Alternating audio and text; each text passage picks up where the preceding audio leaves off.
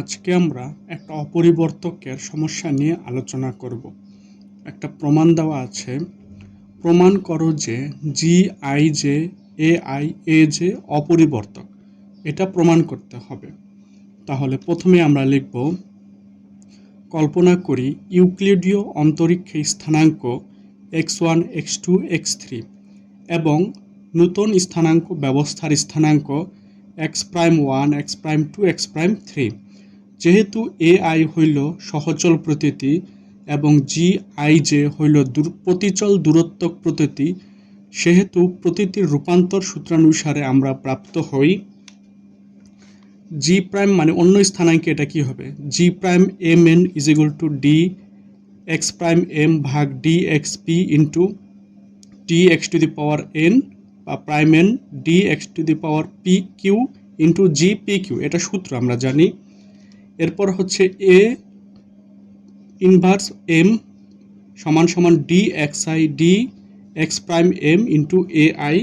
এর পরেরটা হচ্ছে A'm = dxj ভাগ dx'm ইন্টু aj। এই তিনটা হলো সূত্র, মানে অন্য স্থানাঙ্ক ব্যবস্থায় এটা কি হবে সেটা সূত্র। এবার আমরা লিখব, অতঃপর রূপান্তরিত স্থানাঙ্ক ব্যবস্থায় রাশিটির মান নির্ণয়কল্পে সমীকরণ ত্রয়ের গুণফল গ্রহণ করিয়া লব্ধ হয়।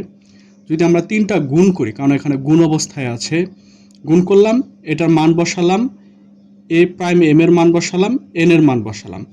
এবার আমরা লিখব, পুনশ্চ দক্ষিণ হস্তের পদসমূহকে পুনর্বিন্যাস করিয়া আমরা পাই। তাহলে কি পাই আমরা, এই পুরোটাকে আমরা কি করলাম, ব্র্যাকেট বন্দি করে ফেললাম।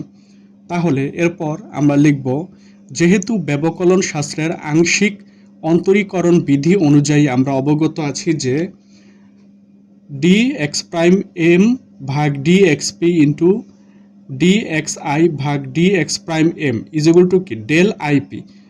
এটা হচ্ছে সূত্র, কারণ mm কাটা যায়, থাকে কি i আর p, এই কারণে এটা হলো। এরপর হলো এই যে এটা dx'n ভাগ dxq ইন্টু dxj ভাগ dx'm = ডেল jq, কারণ কি এখানে n কাটা যায়, থাকে কি j আর q থাকে। তাহলে আমরা লিখব, তদানুসারে উক্ত মান প্রতিস্থাপন করিয়া প্রাপ্ত হওয়া যায়। সমীকরণটা কি ছিল, এটা ছিল।